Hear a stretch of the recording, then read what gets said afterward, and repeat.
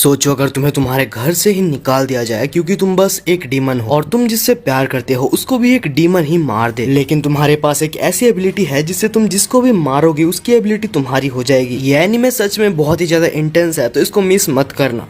इस एनिमे की शुरुआत में हम एक लड़की को देखते हैं जो कि चिल्ला चिल्ला के कह रही होती है कि प्लीज मुझे मत मारिए, लेकिन उसके डैड उसको मार के उसके घर से निकाल देते हैं और कहते हैं कि तुम मेरी जिंदगी की सबसे बड़ी गलती हो। जहाँ ये सब उसका भाई भी देख रहा होता है। वो अपने भाई से मदद भी मांगती है, लेकिन उसका भाई उस वक्त कुछ भी नहीं कर पाता और उसके डैड उस लड़की को लात मार के घर से निकाल देते हैं। घर के बाहर वाले स्टोर रूम में कैद करके रख देते हैं। उसका भाई जिसका नाम चिंता था वो ये सब सह नहीं पा रहा था, जिस वजह से वो अपने बहन को स्टोर रूम से बाहर निकालने के लिए आधी रात को जाता है। लेकिन जब चिंता वहाँ पर जाता है तो वो देखता है उसकी बहन तो स्टोर रूम में है ही नहीं। फिर वो उसको इधर उधर हर जगह पर खोजने लगता है और घर के बाहर वो देखता है कि बारिश में वो भीग रही थी। तब चिंता उसके पास जाता है और उससे माफी मांगता है और बोलता है कि हमारे डैड जब तुम्हें मार रहे थे तब मुझे कुछ करना चाहिए था, लेकिन मैं बहुत ज्यादा डर गया था, प्लीज मुझे माफ कर दो। तब उसकी बहन जिसका नाम सीजू में था, बारिश की वजह से उसकी पट्टी थोड़ी सी नीचे आ गई थी और हम उसके डीमन आई को देखते हैं। तब सीजू में बोलती है कि प्लीज भैया आप मेरी वजह से इतने तकलीफें मत उठाया कीजिए, आप डैड के पास जाइए, उन्हें आपकी जरूरत है। तब उसका भाई बोलता है नहीं हम लोग यहाँ से जा रहे हैं। और उसके बाद हम देखते हैं चिंता और सुजू में रात के अंधेरे में एक जगह पर बैठे होते हैं। उनके पास रहने के लिए एक भी जगह नहीं था, लेकिन तभी यहाँ पर एक आदमी आता है। वो आदमी चिंता से कहता है कि अगर तुम्हारे पास रहने के लिए कोई जगह नहीं है तो तुम मेरे साथ चलो, वैसे भी बाहर बहुत ज्यादा ठंड है, तुम ज्यादा देर यहाँ पर बाहर नहीं रह पाओगे। चिंता के पास कोई भी ऑप्शन नहीं था, जिस वजह से वो उस आदमी के साथ जाने के लिए मान जाता है। अगले सीन में हम चिंटा को देखते हैं जो कि जस्ट सो के उठा हुआ होता है और वो आदमी बोलता है तो तुम उठ गए, तो ये है हमारा विलेज। और उसके बाद वो आदमी पूरा चिंटा को अपना विलेज दिखाता है। वो आदमी ये भी बताता है कि ये विलेज ब्लैक स्मिथ का विलेज है जहाँ पर सब लोग कटाना बनाया करते हैं। जब वो आदमी घर आता है तब हम देखते हैं उस आदमी की बेटी जो कि उनको देख के बहुत ज्यादा खुश होती है। फिर वो लड़की उसके पास जाके खुद को इंट्रोड्यूस करती है, जहाँ पर वो बोलती है कि उसका नाम सिरायुकी सान है। तब चिंता खुद को इंट्रोड्यूस करते हुए बोलता है कि मेरा नाम चिंता है और ये मेरी बहन सुजुने है। सीरिया ये सुन के बहुत ही ज्यादा खुश होती है और बोलती है कि तुम आज से मेरे को सीरिया बुला सकते हो क्योंकि आज से हम एक ही फैमिली है। अगले सीन में हम देखते हैं कि सीरिया के डैड बैठ के अपने तलवार को साफ कर रहे थे, जहाँ पर अभी भी चिंता को समझ नहीं आ रहा था कि वो बैठ के क्या करे। तब चिंता पूछता है तो क्या आप एक समुराई हो, लेकिन तब वो बोलते हैं कि नहीं मैं एक सेंटिनल हूँ जो कि लोगों को डीमन से बचाते हैं। फिर हम देखते हैं कि सीरिया, चिंता और साथ ही में सुजुने खेलते खेलते बहुत अच्छे दोस्त बन जाते हैं। एक शाम सीरिया की एक दोस्त जब अपने मॉम के पास लौट के जाती है तब चिंता पूछता है कि सीरिया आखिर तुम्हारे मॉम कहाँ पर है। तब हमें पता चलता है कि सीरिया की मॉम इस विलेज की गॉडेस हैं, जिसको सब नहीं मिल सकते, बहुत ही कम जन उनसे मिल सकते हैं, जैसे कि मेरे पापा और कुछ प्रीस्ट्स। मैं उनकी बेटी हूँ, लेकिन आज तक मैंने उन्हें कभी भी अच्छे से नहीं देखा। तब चिंता कहता है कि मुझे तुम्हारी मॉम का नाम पता है जो कि यूकोजो है और मुझे पता है उन्होंने ही हमें यहाँ पर रहने की इजाजत दी है। फिर हम 3 साल बाद का सीन देखते हैं जहाँ पर चिंता भी तलवारबाजी सीखने की कोशिश कर रहा था, क्योंकि वो भी मोटोहारू जैसा एक सेंटिनल बन के अपनी विलेज की रक्षा करना चाहता है। लेकिन चिंता की जो प्रोग्रेस थी वो बहुत ही स्लो हो रही थी, जिस वजह से वो बहुत ज्यादा दुखी हो गया। जहाँ पर मोटोहारू बोलता है कि चिंता मत करो, तुम्हारी प्रोग्रेस बिल्कुल सही है। तब मोटोहारू बोलता है कि तुम जरूर एक दिन एक कामयाब सेंटिनल बनोगे। साथ ही साथ सीरिया भी बोलती है कि हाँ बिल्कुल सही, मेरे को तुम्हारे ऊपर पूरा भरोसा है कि चिंता तुम एक दिन एक अच्छे सेंटिनल बनोगे। इसके बाद हम बहुत सालों बाद देखते हैं जहाँ फाइनली चिंता अपने विलेज का सबसे स्ट्रॉन्गेस्ट सेंटिनल बन चुका है और चिंता फिलहाल रक्षा कर रहा है अभी की प्रेजेंट गॉडेस जिसका नाम शिरिया यूकी है। इसके बाद चिंता सारे लोगों को बताता है कि कैसे डीमन से ह्यूमन का फॉर्म लेके यहाँ पर विलेज में अटैक करने की कोशिश कर रहे हैं। लेकिन फिर वहाँ पर बैठा हुआ चीफ बोलता है कि वो डीमन पक्का यहाँ पर गॉडेस की लिवर को खाने के लिए आया था, क्योंकि हमारी एंशिएंट हिस्ट्री के हिसाब से जो भी गॉडेस की लिवर को खाता है वो इमॉर्टल बन जाता है। किसी को भी इस बात पर विश्वास नहीं हो रहा था, लेकिन तब चीफ बोलता है कि इससे पहले भी इस तरीके के अटैक हो चुके हैं और यह अटैक इससे पहले वाले गॉडेस के ऊपर हुआ था जो कि सीरिया की माँ थी और हमारे मोटोहारू ने भी उस डीमन को मारते हुए अपनी जान गंवा दी थी। तब हमें क्यूमासा नाम के एक सेंटिनल के बारे में बताया जाता है जो कि चीफ का बेटा था। वो चिंता का मजाक उड़ा रहा होता है, लेकिन चिंता भी पीछे नहीं हटता। दोनों की बहस हो रही होती है, लेकिन तभी गॉडेस शिरिया बोलती है कि तुम लोग एक दूसरे से माफी मांगो। कुछ देर बाद जब वहाँ से सब लोग चले जाते हैं तो शिरिया अपने नॉर्मल फॉर्म में आ जाती है और वो चिंता से बिल्कुल फ्रीली बात करने लगती है, लेकिन चिंता उसको ऐसे बात करने से मना करता है। लेकिन उसको अच्छे से पता है कि शीरिया को मना करने का उसका कोई भी फायदा नहीं, क्योंकि शीरिया आखिरकार चिंता की बचपन की दोस्त है। तब चिंता भी उससे नॉर्मली बात करने लग जाता है, जहाँ पर शीरिया बोलती है कि सुजुने तुम्हारा वेट कर रही थी। हम देखते हैं कि सुजुने को यहाँ पर गॉडेस के आसपास रहने से स्ट्रिक्ट मना है, लेकिन है तो ये लोग दोस्त थे, जिस वजह से कभी कभी ये लोग मिल लिया करते हैं। हम देखते हैं कि सुजुने का हाइट अभी तक बड़ा नहीं होता है, शायद इसलिए क्योंकि वो एक डीमन है। तब यहाँ पर चिंता को लगता है कि कोई उसके पास आ रहा है, जिस वजह से वो सुजुने को छुपने के लिए बोल देता है। और तभी चीफ उसके पास आ जाता है और चिंता को बाहर जाने के लिए बोलता है, ताकि वो यहाँ पर शीरिया युकी यानी कि गॉडेस से अकेले में बात कर सके। फिर हमें शीरिया, चिंता और सुजुने का पास्ट दिखाया जाता है, जहाँ पर शीरिया के माता पिता मर चुके होते हैं और शीरिया ये डिसीजन लेती है कि विलेज की नेक्स्ट गॉडेस वो बनेगी, क्योंकि उसकी मॉम इस विलेज से बहुत ज्यादा प्यार किया करती थी। जहाँ शीरिया चिंता को बोलती है, अगर मैं गॉडेस बन गई तो मैं तुमसे ज्यादा नहीं मिल पाऊंगी। लेकिन तब यहाँ पर चिंता बोलता है कि अगर तुम गॉडेस बनने वाली हो तो मैं यहाँ का सबसे पावरफुल सेंटिनल बनूंगा, ताकि हम लोग मिल सके। अचानक से हमें दो डीमंस को दिखाया जाता है, जो कि पेड़ के ऊपर बैठ के सुजुने के ऊपर नजर रख रहे थे। और इसके बाद हमें चिंता को दिखाया जाता है, जिसकी आज छुट्टी थी और वो घर में बैठा होता है। चिंता और सुजुने बैठे हुए थे, तभी वहाँ पर शीरिया आ जाती है और उसको देख के यहाँ पर चिंता बिल्कुल चौंक जाता है और मना करता है कि ऐसे तुम कभी भी मत आ जाया करो, क्योंकि तुम एक गॉडेस हो और तुम ऐसे अगर मेरे घर में आओगी तो ये ठीक नहीं रहेगा। शीरिया बोलती है कि चिंता मत करो, मैंने सारे चीफ्स की परमिशन ले ली है। और फिर वो तीनों लोग बैठ के वहाँ पर खाना खा रहे होते हैं। खाना खाते खाते वो लोग डिस्कशन करते हैं कि यहाँ पर चिंता और शीरिया की आज छुट्टी है, तो वो दोनों बाहर घूमने जा सकते हैं। ये सुन के सुजुने तो बहुत ज्यादा खुश हो जाती है, क्योंकि सुजुने को पता है कि ये दोनों एक दूसरे को लाइक करते हैं। इसके बाद हम देखते हैं कि दोनों ही चल के पूरा गांव को घूमते हैं, जहाँ इन दोनों को सब लोग देख रहे थे। कुछ देर बाद जाके ये दोनों एक जगह बैठते हैं, जहाँ ये लोग अपने पेरेंट्स के बारे में सोच रहे थे। ये दोनों एक दूसरे से वादा लेते हैं कि जैसे इनके पेरेंट्स इसके गाँव को प्रोटेक्ट करते थे, वैसे ये दोनों भी अपने गाँव को प्रोटेक्ट करेंगे। कुछ देर बाद शीरिया बोलती है कि चिंता मेरी बात सुनो, अब मैं तुम्हें कुछ बहुत ही इंपॉर्टेंट बात बताने जा रही हूँ। चिंता, मैं तुम्हें सच में बहुत ज्यादा प्यार करती हूँ, लेकिन क्योंकि मैं एक गॉडेस हूँ तो मेरे कुछ कर्तव्य हैं, और हमारे विलेज के चीफ चाहते हैं कि मेरी शादी क्यूमासा से हो, क्योंकि वही हमारा विलेज का अगला चीफ होने वाला है। और चीफ चाहते हैं कि इस विलेज का अगला गॉडेस यानी कि मेरी बेटी जल्द से जल्द इस दुनिया में आए, ताकि अगर कभी भी मैं डीमंस के हाथों मारी गई तो अगली गॉडेस मेरी बेटी बनने के लिए रेडी होगी। और इसके बाद शीरिया ये भी बताती है कि मैं तुम्हारे साथ इस विलेज से भाग जाना चाहती हूँ, लेकिन मुझे पता है कि तुम मुझसे प्यार नहीं करते। तब चिंता समझाता है कि शीरिया से वो आखिरकार कितना ज्यादा प्यार करता है, लेकिन फिर वो ये भी बोलता है कि तुम एक गॉडेस हो और तुम्हें यहाँ से ऐसे भाग जाना शोभा नहीं देता, जहाँ मैंने भी कसम खाई है कि मैं इस विलेज को प्रोटेक्ट करूंगा। जिस वजह से शीरिया अगर हम यहाँ से भाग भी जाए तो हमारे लाइफ का कोई पर्पस नहीं होगा। और हम देखते हैं कि ये दोनों एक दूसरे से वादा करते हैं कि ये लोग अपने अपने फर्ज निभाएंगे, जिस वजह से इन दोनों को अपना प्यार दफनाना होता है। अगले दिन विलेज चीफ को पता चलता है कि विलेज में कुछ डीमंस है, जिस वजह से वो डीमंस को मारने के लिए चिंता को भेज देता है। दूसरी साइड क्यूमासा चिंता को बहुत ही बुरी तरह से पकड़ता है और बोलता है कि क्या तुम हमारी शादी से खुश हो? मुझे पता है कि तुम शीरिया से प्यार करते हो। तब चिंता बोलता है कि गांव की भलाई के लिए यही सही रहेगा। फिर हम देखते हैं कि चिंता अपने डीमंस को मारने के लिए निकल जाता है, जहाँ दो डीमंस जो सुजुने के ऊपर नजर रखे हुए थे उनमें से एक डीमन सुजुने के पास चला जाता है, जहाँ दूसरा डीमन यहाँ पर चिंता के साथ फाइट करने लग जाता है। हम देखते हैं कि यहाँ पर चिंता उस डीमन के साथ फाइट कर रहा था, जहाँ वो डीमन चिंता के ऊपर भारी पड़ रहा था, लेकिन बहुत मेहनत करने के बाद फाइनली चिंता उस डीमन के एक हाथ को काट देता है। जहाँ डीमन को दर्द होने के जगह उसे मजा आने लगता है और वो बोलता है कि आखिर ये तलवार तुमने उठाई क्यों है? जहाँ चिंता बोलता है कि तुम जैसे बदमाश डीमंस को मारने के लिए और अपना वादा पूरा करने के लिए। दूसरी साइड जो डीमन जो यहाँ पर सुजुने के पास थी, वो समझ जाती है कि सुजुने एक ह्यूमन फॉर्म में बैठी हुई है, हालांकि वो एक डीमन है और वो ये सब बस अपने भाई के लिए कर रही है, क्योंकि वो अपने भाई को बहुत ज्यादा प्यार करती है। लेकिन ये डीमन तो बिल्कुल अयानोकोजी जैसे मैनिपुलेटर निकली। वो सुजुने को मैनिपुलेट करते हुए ये दिखाती है कि कैसे यहाँ पर चिंता एक डीमन के साथ लड़ रहा है और वो खतरे में है, और उसे बचाने के लिए यहाँ पर सुजुने को जाना पड़ेगा। पहले तो उसके साथ जाने के लिए सुजुने मना कर देती है, लेकिन इसके बाद वो डीमन उसको दिखाती है कैसे शीरिया और क्यूमासा मिलके बाद में चिंता को मिलके धोखा देने वाले हैं। और ये सुन के सुजुने को बहुत ज्यादा गुस्सा आ जाता है, जिस वजह से वो फाइनली यहाँ पर जाने के लिए रेडी हो जाती है। दूसरी साइड हम देखते हैं कि वो डीमन सच में यहाँ पर चिंता के ऊपर बहुत ज्यादा भारी पड़ रहा था। चिंता उठता है और उस डीमन से पूछता है कि आखिर तुम लोग यहाँ पर ह्यूमंस को क्यों मारते हो? डीमन जवाब देता है कि ये तो हमारी नेचर में है और हम इसको बदल नहीं सकते। और फिर से यहाँ पर डीमन और चिंता की लड़ाई चालू हो जाती है, जहाँ इस बार वो डीमन चिंता का एक हाथ को उसी के तलवार से काट देता है और साथ ही साथ उसके तलवार के भी 2 टुकड़े कर देता है। लेकिन तभी टाइम देखते साथ यहाँ पर चिंता उसी टूटे हुए तलवार को लेकर डीमन के दिल के अंदर घुसा देता है, जिस वजह से वो डीमन यहाँ पर मारा जाता जाता है, लेकिन मरने से पहले वो डीमन बोलता है, हम डीमन इस गांव में बस इसलिए आए थे ताकि हम यहाँ पर सबसे स्ट्रॉन्गेस्ट डीमन से मिल सके। चिंता साफ साफ समझ जाता है कि आखिरकार वो किसकी बात कर रहा है, वो सुजुने की बात कर रहा है। दूसरी साइड हम क्यूमासा को देखते हैं जो कि सीरिया से ये बुलवाने की कोशिश कर रहा था कि वो इस शादी से खुश है, जहाँ सीरिया भी ये समझ चुकी थी कि विलेज के लिए उसको ये सब करना ही होगा, जहाँ वो भी इस बात को मान लेती है। लेकिन तभी यहाँ पर वो डीमन सुजुने के साथ यहाँ पर आ जाती है ताकि वो सुजुने को दिखा सके कि ये दोनों मिलके यहाँ पर चिंता को धोखा दे रहे हैं। जहाँ सुजुने वो उन दोनों को देख के यहाँ पर सीरिया से बोलती है कि मुझे नहीं पता था कि तुम इस टाइप की इंसान हो, मैं इतने सालों तक ह्यूमन फॉर्म में रही ताकि मैं अपने भाई और तुमको खुश देख पाऊँ, लेकिन आखिरकार इन सब का क्या मतलब हुआ। सीरिया उसको ये सब समझाने की कोशिश करती है कि ये सब वो बस अपने विलेज को बचाने के लिए कर रही है, लेकिन सीरिया की बात सुनने से पहले ही वो डीमन यहाँ पर सुजुने को भड़काने लग जाती है और सुजुने के हाथ में वो एक तलवार देती है जिससे वो यहाँ पर शिराया को मारने के लिए बोलती है। दूसरी तरफ यहाँ पर जिंता देखता है कि उसका हाथ खुद ब खुद ठीक हो गया, लेकिन उसको कुछ भी समझ नहीं आता। जैसे ही वो कुछ समझ पाता उससे पहले वो देखता है कि पूरे विलेज में यहाँ पर आग लग चुकी है। इसी तरफ हम देखते हैं कि सुजुने यहाँ पर असली डीमन फॉर्म में आ चुकी है, जहाँ वो सिराया को मारने के लिए बिल्कुल रेडी थी। लेकिन तभी यहाँ पर जिंता आ जाता है और वो सिराया को गले लगा लेता है,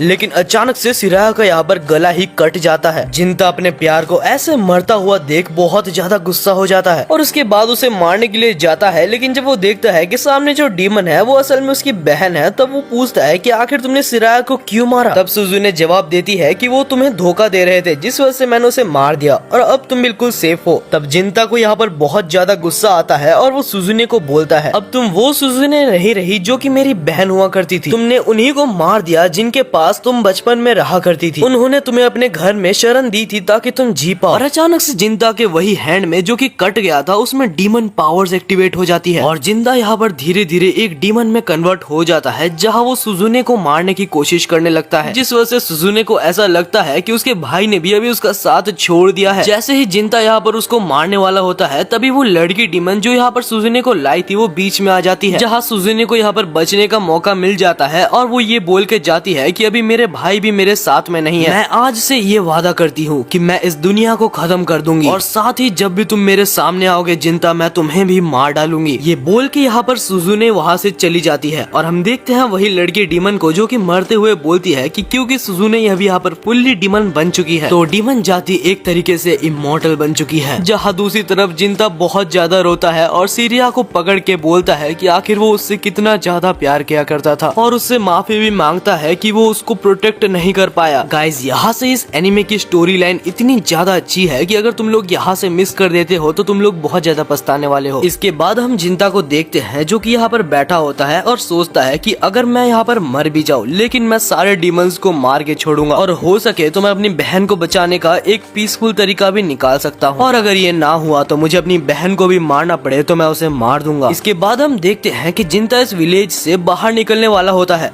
तभी चीफ यहाँ पर जिंता के सामने आ जाता है और बोलता है मुझे माफ कर दो क्योंकि ये सब मेरी गलती है। मुझे पता था कि तुम दोनों एक दूसरे से प्यार करते हो, लेकिन मैंने अपने बेटे को इसलिए बोला क्योंकि मेरा बेटा भी उससे प्यार करता था। अगर मैंने ये सब ना किया होता तो ये सब कभी भी नहीं होता। वो चीफ जिंता को उसका नया नाम जीनिया देता है और साथ ही उसको विलेज का सबसे स्पेशल तलवार भी दे देता है और ये भी बोलता है कि वो उसके नाम का एक श्राइन बनाना चाहता है जिससे कि सब उसको याद रखे। और इसके बाद जिंता यहाँ से चला जाता है और इसके बाद सीधा हमें 170 साल बाद का सीन दिखाया जाता है।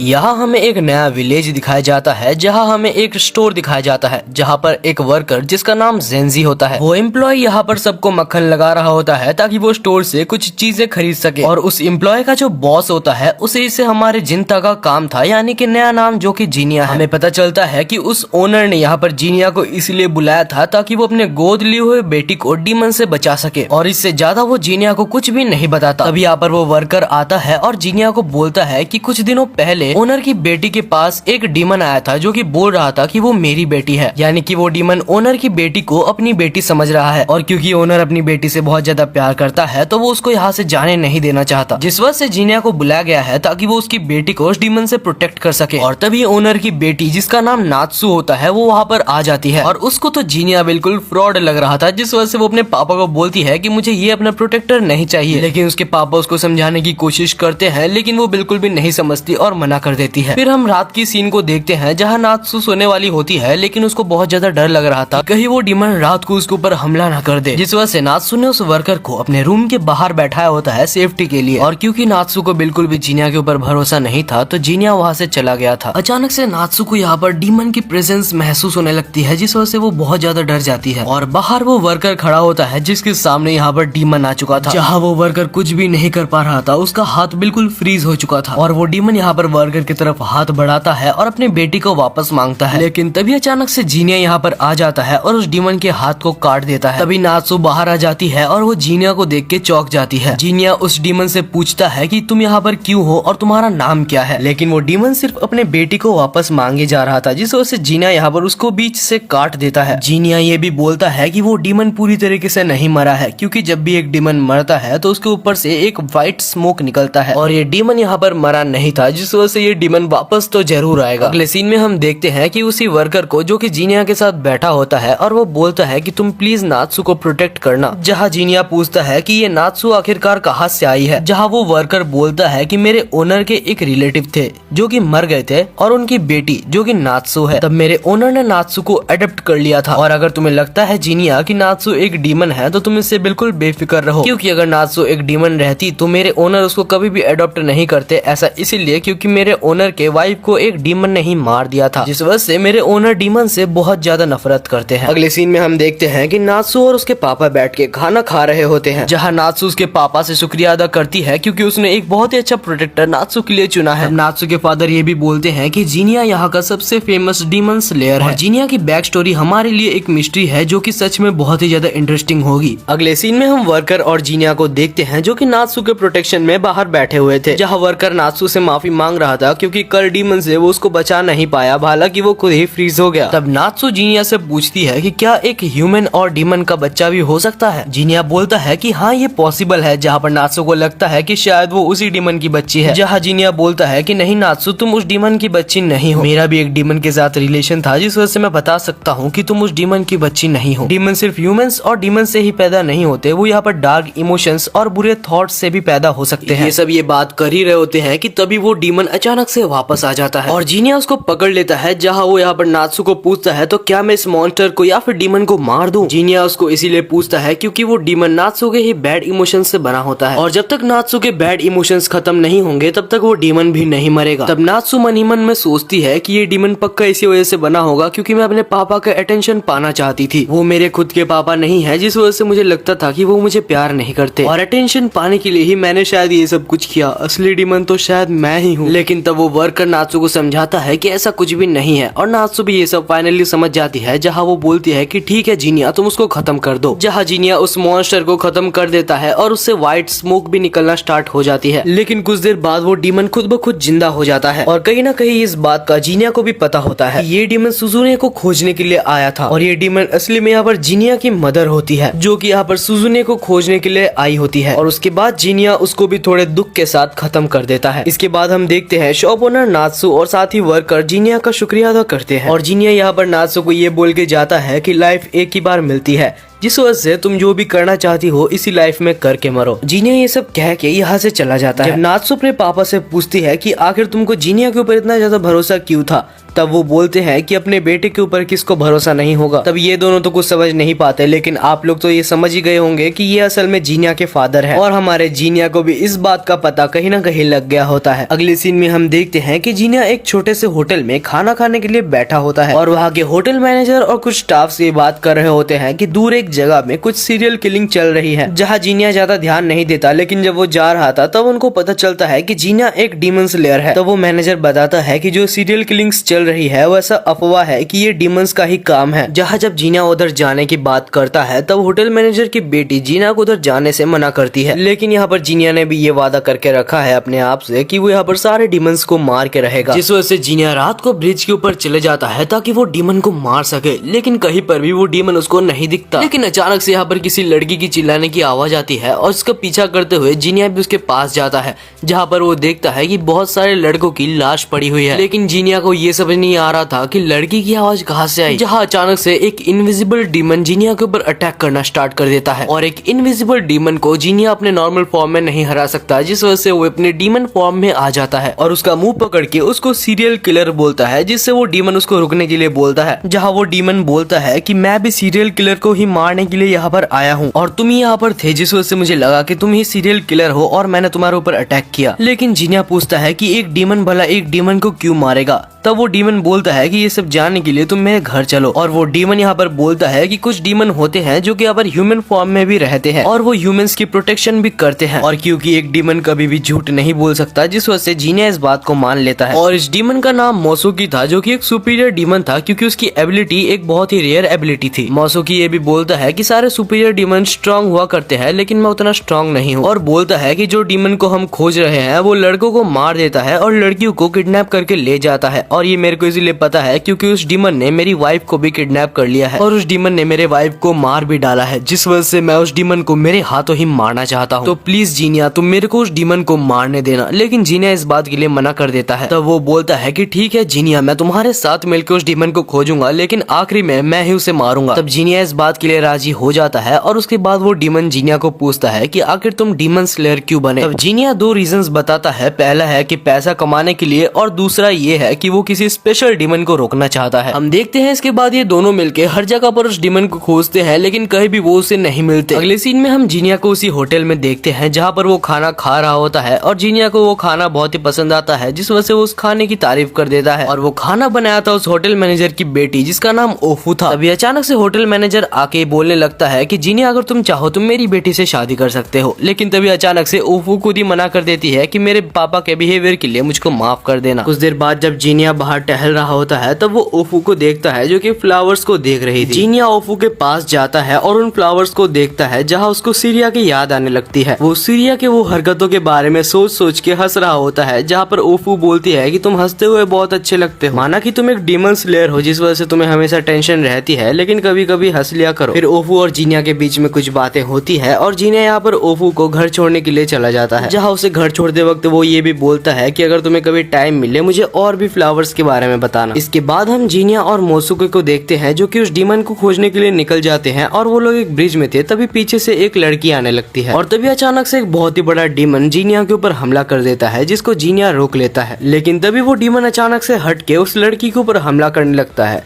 तभी मोसुके यहाँ पर आ जाता है और उस लड़की को बचा लेता है और वो डीमन अब यहाँ से भागने लगता है, जहाँ पर मोसुके अपनी इनविजिबिलिटी एबिलिटी का यूज करके उसके पीछे चला जाता है। और हमें ये दिखाया जाता है कि जीनिया ने जिस लड़की को बचाया था वो कोई और नहीं नात्सु थी, जो कि यहाँ पर 3 साल बाद जीनिया से मिल रही थी। जीनिया पूछता है कि आखिर तुम इतनी रात को यहाँ पर क्या कर रही हो। तब नात्सु बोलती है कि मैं अपनी पापा की शॉप में मदद कर रही थी, तभी इस डीमन ने मेरे ऊपर हमला कर दिया और मैं अकेले नहीं, यहाँ पर मेरे साथ जेनजी भी है। वो तो अच्छा हुआ कि जीनिया तुम यहाँ पर थे। तभी जेनजी यहाँ पर आ जाता है और वो जीनिया को देख के बहुत ज्यादा खुश हो जाता है। वो यहाँ पर जीनिया को देख के बोलता है कि अगर तुम एक डीमन को खोज रहे हो तो वो डीमन शायद ये पास वाले टेम्पल में हो सकता है, क्योंकि उस टेम्पल से हर रात एक लड़की की मरने की आवाज आती है। दूसरी तरफ हमें मोसुके को दिखाया जाता है, जो कि उस डीमन का पीछा करते करते उसी टेम्पल में चला गया था, जहाँ उस डीमन को देख के उसको अपनी वाइफ की याद आ जाती है और उसे बहुत ज्यादा गुस्सा आ जाता है। वो डीमन बैठ के यहाँ पर एक लड़की को खा रहा होता है। तभी मोसुके अपनी इनविजिबिलिटी पावर का यूज करता है और उसके ऊपर अटैक करता है, लेकिन उससे पहले ही उस डीमन को ये अटैक सेंस हो जाता है, जिस वजह से वो डीमन यहाँ पर मोसुके के ऊपर हमला कर देता है और मोसुके यहाँ पर बहुत ही गंदी तरीके से इंजोर्ड हो जाता है। मोसुके भी रो रहा होता है क्योंकि वो अपनी वाइफ का बदला नहीं ले पाया, उससे पहले ही वो मर जाएगा। लेकिन तभी जीनिया टेम्पल में आ जाता है और मोसुके भी जीनिया को देख लेता है और मोसुके यहाँ पर जीनिया से ये वादा लेता है कि तुम मेरे बदले उस डीमन को मार दोगे, जहाँ जीनिया उसको वादा करता है, लेकिन उसका पावर भी उससे मांग लेता है। हमें पता चलता है कि जीनिया के अंदर वो पावर्स है जो पावर्स उसने सबसे पहले डीमन से लड़के ली थी, और वो पावर चाहे तो किसी भी डीमन की पावर्स को अपने अंदर एब्जॉर्ब कर सकती है, जिस वजह से मोसुके के मरने से पहले वो अपने इनविजिबिलिटी पावर जीनिया को दे देता है। दूसरी तरफ हम उस डीमन को देखते हैं जो कि एक और लड़की को लाके खाने लगता है। हमें पता चलता है कि वो डीमन यहाँ पर ये सब इसीलिए कर रहा है ताकि वो अपनी ह्यूमन फॉर्म में वापस से लौट लौट सके और लड़कियों को मार के खाने के बाद वो ये सब शायद से कर सकता है, जिस वजह से वो यहाँ पर सारे लड़कियों को मार के खा रहा है। अभी अचानक से यहाँ पर जीनिया जाता है और उसका एक हाथ को काट देता है। वो डीमन उसको देख लेता है, जहाँ पर उसको मारने की कोशिश करता है, लेकिन जीनिया यहाँ पर उससे बच जाता है और इसके बाद जीनिया उस डीमन के सिर को ही उड़ा देता है। मरने से पहले जब जीनिया उस डीमन को उसके सबको मारने का रीजन पूछता है तब वो डीमन रो रहा था और जीनिया को कुछ कहने की कोशिश कर रहा था, लेकिन जीनिया कुछ भी नहीं समझ पाता। असल में ये डीमन और कोई नहीं मोसुके की वाइफ होती है, जहाँ कुछ लोगों ने उसको मिलके मार दिया था और उसके बाद वो एक डीमन में कन्वर्ट हो गई थी और वो वापस से ह्यूमन फॉर्म में ट्रांसफॉर्म होकर मोसुके के पास जाना चाहती थी, जिस वजह से उसने सबकी जान ली। दूसरी तरफ हम जीनिया को देखते हैं जो कि मोसुके की वाइफ की यादों में उसके कातिलों को देख चुका था। दूसरी तरफ हम उन्हीं तो कातिलों को देखते हैं जो कि एक और दूसरी लड़की का फायदा उठाने की बात कर रहे थे, लेकिन तभी जीनिया वहाँ पर पहुंच जाता है और एक ही वार से उन दोनों का सिर काट देता है, जिस वजह से मोसुके का भी बदला यहाँ पर पूरा हो जाता है और अब जीनिया अपने मकसद को पूरा करने के लिए और आगे बढ़ने लगता है।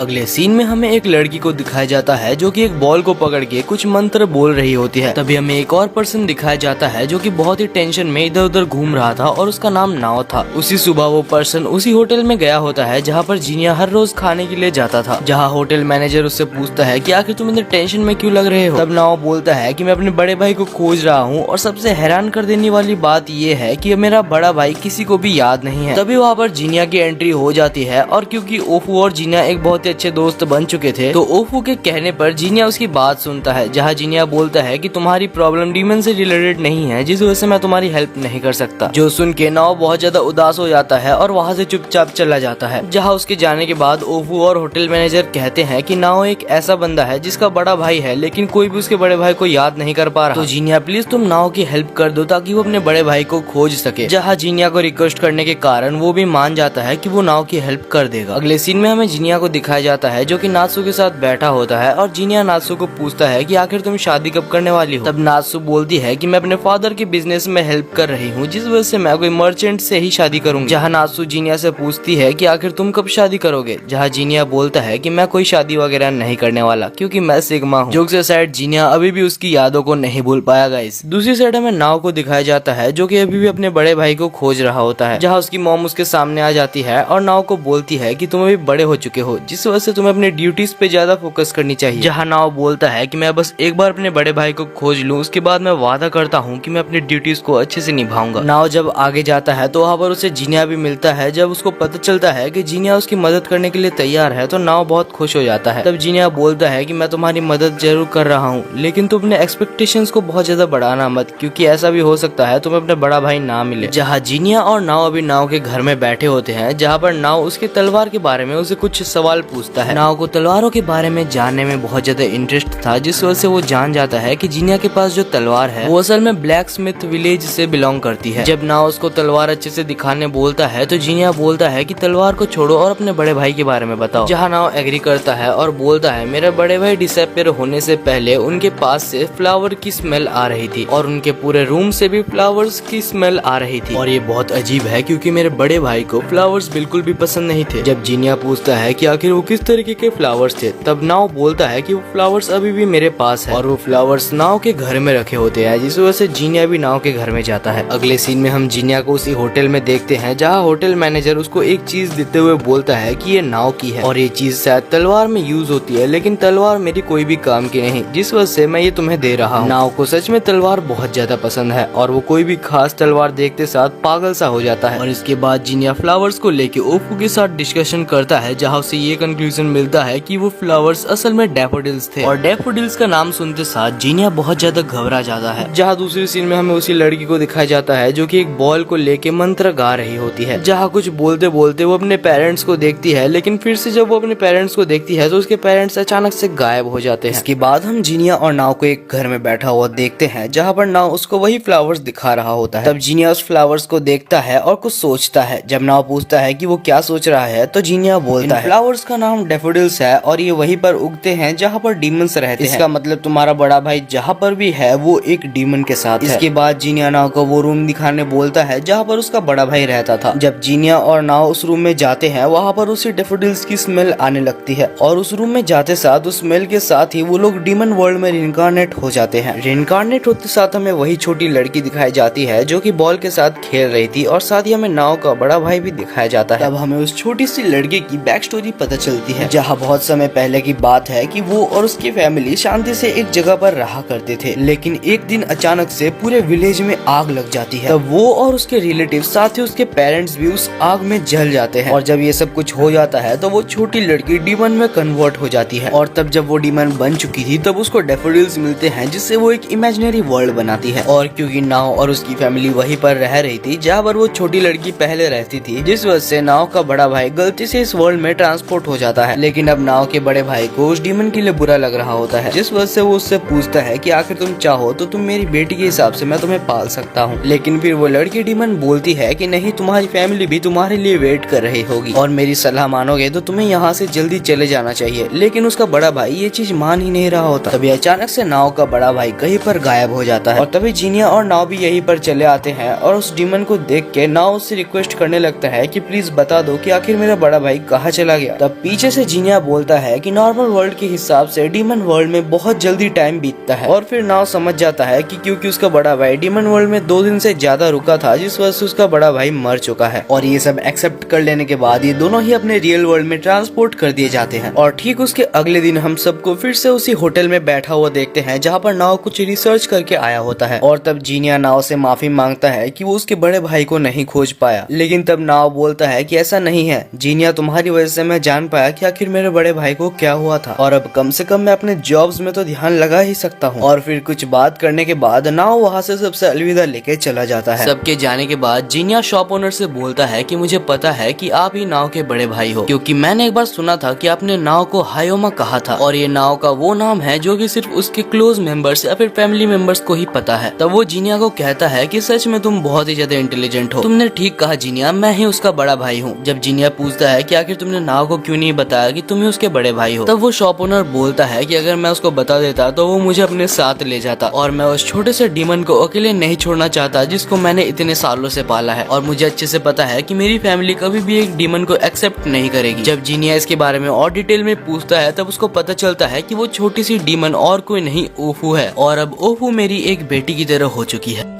अगले सीन में हम जीनिया के फादर को देखते हैं जो कि उसको एक फोटो दिखा रहा होता है और कहता है कि ये फोटो एक्चुअली श्रापित है क्योंकि जिस भी इंसान ने इस फोटो को बनाया था वो मर चुका है और साथ ही ये फोटो जिसके पास जा रही है वो मरता जा रहा है, जिस वजह से सबको लग रहा है कि इस फोटो में एक डीमन अटैच है। जिस वजह से जीनिया, मैंने तुम्हें बुलाया है, अगर ऐसा कुछ है भी तो उसको ठिकाने लगाया जा सकता है। और जीनिया भी इसके लिए मान जाता है क्योंकि उसका गोल यही है कि वो सारे डीमंस को मार दे। और इसके बाद जीनिया ओफू के होटल में चले जाता है खाना खाने के लिए जहाँ पर जेनजी भी आया होता है, जहाँ जेनजी भी उसको उसी शापित फोटो के बारे में बताता है। हमें पता चलता है कि जेनजी भी उसी फोटो के बारे में रिसर्च कर रहा है क्योंकि उसको जीनिया की मदद करनी है, जिस वजह से जेनजी जगह जगह जाके इन्फॉर्मेशन कलेक्ट कर रहा होता है और वो उसी इंसान के पास भी चला जाता है जिसने इस फोटो को बनाया था। तब जेनजी जब उसके घर जाता है जिसने ये पेंटिंग को बनाई थी और ये अफवाह भी फैल रहा था कि जिसने इस पेंटिंग को बनाया है वो मर चुका है, जहाँ पर जेनजी देखता है कि आखिर वो मरा नहीं था, वो बस बीमार था। जहाँ वो बुढ़ा आदमी बोलता है कि मेरे ज्यादा एज की वजह से मेरे को बुखार हो गया है। और जब जेनजी यहाँ पर उससे थोड़ा और इन्फॉर्मेशन निकालवाने की कोशिश करता है उसको पता चलता है कि मोटोहारो नाम के एक बंदे ने, जो कि कदोनो विलेज से बिलोंग करता है, उसने इसकी फोटो बनवाने के लिए बोली थी। जहाँ जीनिया खुश हो जाता है और मोटोहारो के बारे में सोचने लगता है कि आखिर कैसे जब जीनिया छोटा था तो मोटोहारो उसको चीजें सिखाया करता था। फिर वो एक पास्ट को याद करता है जब मोटोहारो मारा जा रहा था, जहाँ हम देखते हैं मोटोहारो, सीरिया और जीनिया को, जहाँ कदोनो विलेज की गॉडेस मुसीबत में थी और मोटोहारो उसको बचाने के लिए जा रहा था। इनकेस अगर कोई डाउट है तो वो गॉडेस मोटोहारो की वाइफ ही थी। जहाँ मोटोहारो लड़ने से पहले जीनिया को बोलता है कि सीरिया का हमेशा ख्याल रखना क्योंकि मुझे नहीं पता कि आखिर मैं जिंदा लौट पाऊंगा या नहीं। और फिर मोटोहारो अपने वाइफ को बचाते बचाते वहाँ पर मारा जाता है। फिर प्रेजेंट में हमें जीनिया को दिखाया जाता है जो कि उस आदमी से बोलता है कि मोटोहारो और कोई नहीं, मेरा मुंह बोला डैड। ये सुन के वो बूढ़ा आदमी तो बहुत खुश हो जाता है और बोलता है अगर तुम्हें इस डीमन पेंटिंग के बारे में जानना है तो इस स्टोरी को सुनो। फिर हमें एक पास्ट की स्टोरी बताई जाती है जहाँ पर यही बूढ़ा आदमी एक जवान पेंटर हुआ करता था। जहाँ नया नया वो कदोनो विलेज में आया होता है ताकि वो अपनी पेंटिंग बिजनेस को स्टार्ट कर सके। कुछ समय बाद उस पेंटर के पास मोटोहारो आता है और उसको एक पेंटिंग बनाने का वर्क दे जाता है, और जहाँ ये पेंटिंग और किसी की नहीं, मोटोहारो की वाइफ जो कि एक गॉडेस थी उसी की थी, और मोटोहारो अपने वाइफ की निशानी के हिसाब से इसको बनाना चाहता था। लेकिन जब जीनिया पूछता है कि ये तो अच्छी बात है कि वो अपने वाइफ की निशानी के हिसाब से बना रहे हैं, लेकिन इस पेंटिंग को आकर डीमन पेंटिंग क्यों कहते हैं, तब वो बूढ़ा आदमी कहता है हाँ इसकी भी एक खास वजह है। मुझे ये स्टोरी जानने को मिली है कि जब मोटोहारो छोटा हुआ करता था तब उसकी वाइफ जो कि एक स्टोर में काम करती थी, और तब से मोटोहारो की उसके साथ पहचान है, और मोटोहारो उसको यहाँ पर चिढ़ाने के लिए डीमन डीमन कहा करता था। इस वजह से जब मोटोहारो ने उस पेंटिंग को बनाया तो उस पेंटिंग का नाम उसने डीमन पेंटिंग रख दिया था। और मुझे असल में नहीं पता कि आखिर ये डीमन पेंटिंग को कैसे तुम लोग शापित बोल रहे हो, क्योंकि मुझे नहीं लगता कि ये पेंटिंग कभी भी शापित हो सकती है। जीनिया यहाँ पर इन्फॉर्मेशन कलेक्ट करने के बाद अपने फादर के पास जाता है और वहाँ बैठ के इस बारे में डिस्कशन करता है, जहाँ जीनिया बोलता है कि आपको बिल्कुल बेफिक्र रहने की जरूरत है क्योंकि यहाँ पर कोई भी डीमन नहीं है।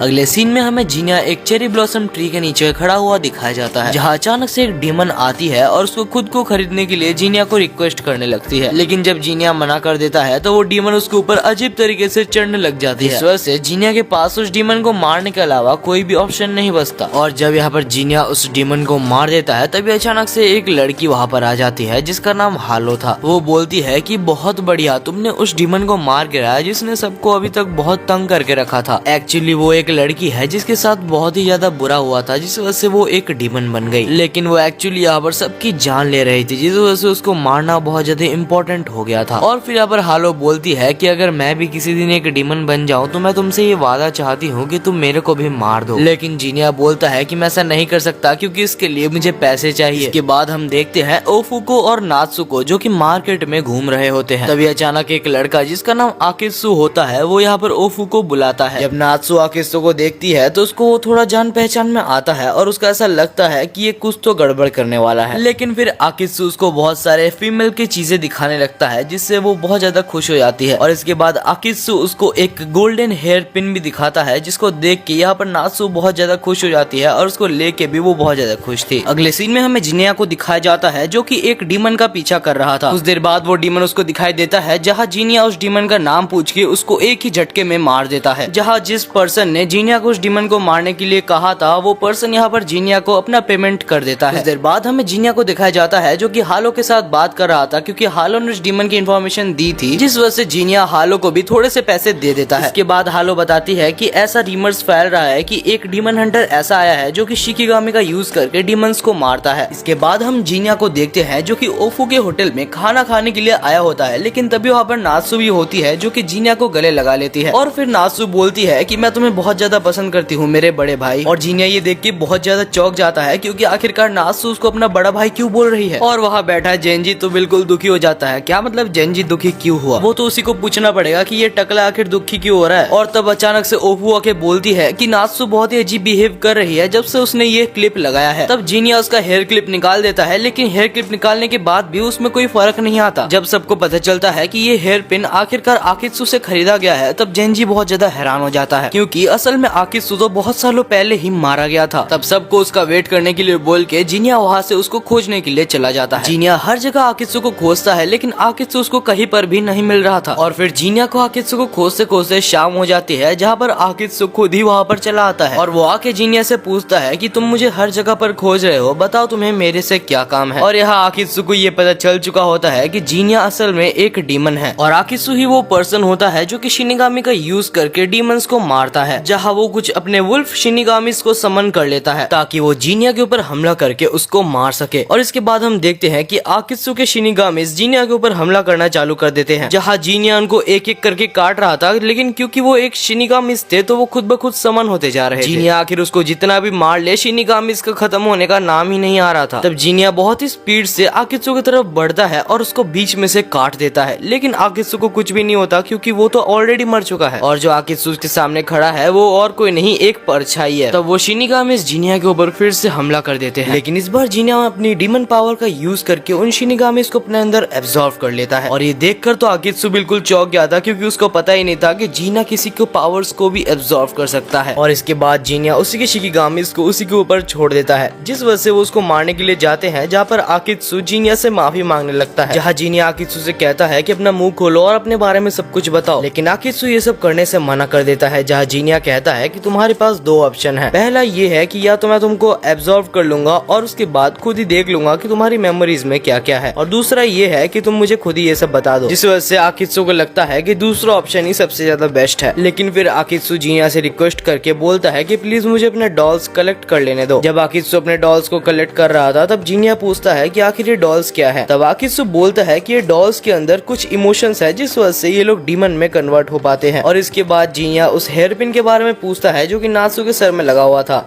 और उस बात को सुन के आकित्सु को सब समझ आ जाता है कि जीनिया आखिरकार उसको क्यों खोज रहा था। फिर वो जीनिया को कुछ बताता है जिससे यहाँ पर नात्सु ठीक हो जाएगी। इसके बाद जीनिया नात्सु के पास जाता है और कहता है कि मुझे माफ कर दो, मैं तुम्हारा बड़ा भाई नहीं हूँ। मैं सुजुने को भी नहीं बचा पाया और मैं अपनी माँ को भी नहीं बचा पाया। लेकिन तब नात्सु उसको समझाते हुए कहती है, ऐसा नहीं है, आपने हमेशा उनकी हेल्प करने की कोशिश की थी। मुझे पता है कि आप बिल्कुल भी बुरी इंसान नहीं हो, जिस वजह से मैं आपको बहुत ज्यादा पसंद करती हूँ। और इसके बाद हम देखते हैं कि जीनिया यहाँ पर नात्सु को वही स्टिक देता है जो कि शॉप ओनर ने दी थी। और जैसे ही जीनिया वो स्टिक उसको देता है तो नात्सु बहुत ज्यादा खुश हो जाती है। और नात्सु इतना ज्यादा खुश थी कि वो अपनी हेयर पिन को खोल देती है और उसके साथ स्टिक को मर्ज कर देती है। और जैसे ही ये दोनों मर्ज होते हैं वो एक गोल्डन बर्ड में कन्वर्ट हो जाता है। वो चीज देखने में सच में बहुत ज्यादा खूबसूरत लग रही थी और वो खुशी खुशी आसमान में उड़ जाता है। जैसे ही वो चीज उड़ती है नात्सु यहाँ पर बेहोश हो जाती है और जीनिया के ऊपर गिर जाती है। हालांकि ये सब प्लान आकित्सु का ही होता है क्योंकि उसी ने बताया था कि ये सब करने से नात्सु की प्रॉब्लम ठीक हो सकती है। इसके बाद जीनिया आकित्सु को पूछता है कि आखिर ये बर्ड उड़ के कहाँ गया होगा, जहाँ आकित्सु बोलता है कि ऐसी बर्ड्स अक्सर वहीं पर उड़ के जाती है जहाँ उन्हें रहना सबसे ज्यादा पसंद है। और सब ठीक हो जाने के बाद आकित्सु वहाँ से जा रहा होता है, जहाँ पर जीनिया उससे पूछता है तो क्या तुम मेरे जैसे एक डीमन को छोड़ के जाना चाहते हो, जहाँ आकित्सु बोलता है कि हाँ मुझे तुम बुरे डीमन तो नहीं लगते, लेकिन ये चीज का जरूर ध्यान रखना कि हो तो तुम एक डीमन ही, जिस वजह से तुम्हारे ऊपर बहुत सारे खतरा आगे आ सकते हैं। तो जीनिया तुम्हें थोड़ा सा संभल के रहना होगा। इसके बाद सीन चेंज होता है और हमें सब कुछ नॉर्मल दिखाया जाता है, जहाँ नात्सु शर्मा रही होती है क्योंकि उसको वो सब यादें याद होती है जो कि उसने जीनिया के साथ की थी। और ये सब जानने के बाद तो जेनजी उसको बहुत ज्यादा चिढ़ा रहा था, जहाँ पर उसको एक मुक्का पड़ जाता है। और नात्सु अभी भी समझ नहीं पा रही थी आखिर वो जीनिया का सामना कैसे करे। दूसरी तरफ हम जिंता को एक श्राइन में देखते हैं, जहाँ पर वो अपने ओल्ड मेमोरीज को याद कर रहा था और उसे ये याद होता है कि उस श्राइन का नाम जिंता श्राइन रखा था। और वो ये सुन के बहुत ज्यादा इमोशनल हो जाता है क्योंकि ये काम कदोनो विलेज के चीफ नहीं किया होता है, ताकि जिंता को अगर कभी एक अपनी घर की जरूरत पड़े तो वो उस श्राइन को अपना घर कह सके। अगले सीन में हमें नाव को दिखाया जाता है जिसके पास हार्लोट आके खड़ी होती है क्योंकि वहाँ पर बहुत जोर से बारिश हो रही थी। और अपना नाव उसको देखते साथ हार्लोट के ऊपर फिदा हो जाता है और उसको चुपके से बार बार देखने लगता है, लेकिन हार्लोट उसको पकड़ लेती है, जिस वजह से नाव उससे माफी मांगता है और हार्लोट हंसने लगती है। वो दोनों बात कर ही रहे थे तभी नाव को दूर कहीं पर एक परछाई दिखने लगती है जो कि उसको अपने भाई की तरह दिख रही थी। लेकिन जब हार्लोट उस परछाई को देखती है तो वो बहुत ज्यादा डर जाती है क्योंकि वो परछाई उसको कुछ और ही दिख रही थी। और उसके अगले दिन भी कुछ ऐसा ही होता है, जहाँ पर फिर से बारिश हो रही थी और दोनों यहाँ पर ही फंस जाते हैं। और दोनों बात कर ही रहे थे कि फिर से वो परछाई नाव को दिखने लगती है जो कि उसको अपने बड़े भाई की तरह ही लग रही थी, लेकिन हार्लोट को कुछ और ही लग रहा था, जिस वजह से वो फिर से डर जाती है और नाव उसको प्रोटेक्ट करने के लिए उसके सामने आ जाता है। और जैसे ही नाव उसके सामने आता है तो वो परछाई खुद ब खुद गायब हो जाती है। ये सब नाव को कुछ भी समझ नहीं आ रहा था, जिस वजह से नाव जीनिया के पास जाता है और जीनिया को ये सब बातें बताता है। जीनिया बहुत सारी इन्फॉर्मेशन भी कलेक्ट करता है और जब भी वो उस डीमन को मारने के लिए जाता था तभी बारिश हो जाती थी और वो डीमन बच जाता था, जिस वजह से वो बहुत ज्यादा टेंशन में था। तब वहाँ पर ओफू आती है और बोलती है कोई बात नहीं, तुम एक दिन वो डीमन को जरूर पकड़ लोगे। अगले सीन में हमें दिखाया जाता है कि नाव भी वहीं पर आ जाता है और नाव आके सबको बोलता है कि हार्लोट मेरे को पसंद आ गई है, तो मुझे बताओ कि आखिरकार मैं हार्लोट को कैसे इम्प्रेस कर सकता हूँ। जहाँ नात्सु बोलती है कि तुम्हारे और हार्लोट के बीच में बहुत ज्यादा डिफरेंस है तो तुम ये चीज को तो भूल ही जाओ। लेकिन नाव को तो हार्लोट से बिल्कुल सच्चा वाला प्यार हो चुका था, जिस वजह से उसको कुछ भी करके हार्लोट चाहिए था। ये डेडिकेशन देख जेनजी तो सच में बहुत ज्यादा खुश हो जाता है और उसको अपना प्लान बताता है, जहाँ बहुत सारे गुंडे हार्लोट के ऊपर हमला कर देंगे, लेकिन तभी नाव आके उसको बचा लेगा और हार्लोट उसके प्यार में गिर जाएगी। लेकिन तभी ओफू और नात्सु मना कर देते हैं और कहते हैं कि आखिर जेनजी तुम इतने बेकार आइडिया कहाँ से लाते हो। इसके बाद हमें बहुत दिनों बाद का सीन दिखाया जाता है जहाँ पर नाओ अभी नात्सु के स्टोर का मैनेजर बन चुका था, जिस खुशी में वो सबको पार्टी देना चाहता था और वो यहाँ पर वाइन खरीदने के लिए जाता है। उसके साथ जिनिया भी गया होता है जहाँ पर वो नोटिस करता है कि ये वाइन जो कि यहाँ पर बहुत ज्यादा पॉपुलर हो रही है, ये एक नई वाइन है जो कि अभी अभी रिसेंटली स्टोर में आई है और सब लोग इस वाइन को बहुत ज्यादा खरीद रहे हैं, जिस वजह से जिनिया और नाओ भी इस वाइन को खरीद लेते हैं। और इसके बाद जब वो लोग पार्टी करने बैठते हैं तो यहाँ पर नाओ उस वाइन को पीते साथ ही थूक देता है क्योंकि वो बहुत ज्यादा कड़वा था। और जिनिया भी जब उस वाइन को पीता है तो उसको वो वाइन थोड़ा सा अजीब लगता है और वो सोचता है कि आखिर सब लोग इस वाइन को कैसे पी रहे हैं। अगले सीन में हम हार्लट और जिनिया को देखते हैं जो कि एक ब्रिज के ऊपर खड़े थे। क्योंकि हार्लट जिनिया को बहुत सारी इन्फॉर्मेशन ला के देती है तो जिनिया हार्लट से रिक्वेस्ट करता है कि वो इस पॉपुलर वाइन के बारे में कुछ पता लगाए। इस वाइन के अंदर कुछ अजीब सा नशा है कि अगर कोई एक आदमी उसको एक बार गलती से भी पी लेता है तो उसको इस वाइन का बहुत ही गंदा वाला नशा हो जाता है। और अभी नाव को इस वाइन की लत लग चुकी थी और हम देखते हैं कि नाव इस वाइन को पिए जा रहा था और जिनिया एक डीमन है जिस वजह से उसके ऊपर इसका नशा नहीं हुआ था। हम देखते हैं कि नाव यहाँ पर बैठ के वाइन पिए जा रहा था जहाँ पर जिनिया और नात्सु उसके पास जाते हैं, लेकिन क्योंकि नाव वाइन के नशे में था जिस वजह से वो यहाँ पर नात्सु को इधर उधर का बोले जा रहा था। जहाँ जिनिया नाव को रोकता है लेकिन नाव यहाँ पर जिनिया के ऊपर ही हमला करने लगता है, जहाँ जिनिया को नाव को बेहोश करना पड़ता है। लेकिन नाव के बेहोश होते साथ ही बाकी जितने भी जन उधर बैठे थे सब जिनिया के ऊपर हमला करने लगते हैं। तभी एक आदमी नात्सु के ऊपर हमला करने लगता है, लेकिन तभी कुछ उड़ता हुआ आके नात्सु को बचा लेता है और हमें पता चलता है कि आकित्सु भी यहीं पर होता है जो कि जिनिया की हेल्प कर रहा था। और इसके बाद जब नाव को होश आता है तो उसे पता लगता है कि आखिर उसने कितनी बड़ी गलती कर दी, जिस वजह से वो नात्सु से माफी मांगने लगता है। और नात्सु बोलती है, मुझे पता है कि तुम चाहकर भी मेरे बारे में कुछ बुरा नहीं सोच सकते और क्योंकि तुम नशे के हालत में थे तो मैं तुम्हें कुछ बोल भी नहीं सकती, तो मैं तुम्हें माफ करती हूँ। इसके बाद हम जिनिया और आकित्सु को देखते हैं जो कि बात कर रहे थे कि आजकल इस वाइन के लिए लोग एक दूसरे को भी मार रहे हैं। आकित्सु ये बोलता है कि मुझे पता चला है कि सिर्फ इधर ही नहीं और भी जगह पर इस वाइन को लेकर लड़ाइयाँ चल रही है और शायद से मुझे एक लड़की के बारे में पता है जिसके पीछे इन सब का हाथ हो सकता है। इसके बाद दोनों उधर चले जाते हैं जहाँ पर ये वाइन प्रोड्यूस हो रही थी, लेकिन जैसे ही वो लोग वहाँ पर पहुँचते हैं तो वो देखते हैं कि जो इस वाइन को बना रहा था वो मर चुका है। तभी जिनिया और आकित्सु को ऐसा लगता है कि आस ही पास कहीं पर डीमंस है क्योंकि उनको उनकी प्रेजेंस महसूस हो सकती थी। तभी दो डीमंस इनके ऊपर हमला कर देते हैं जिसको आराम से दोनों मार देते हैं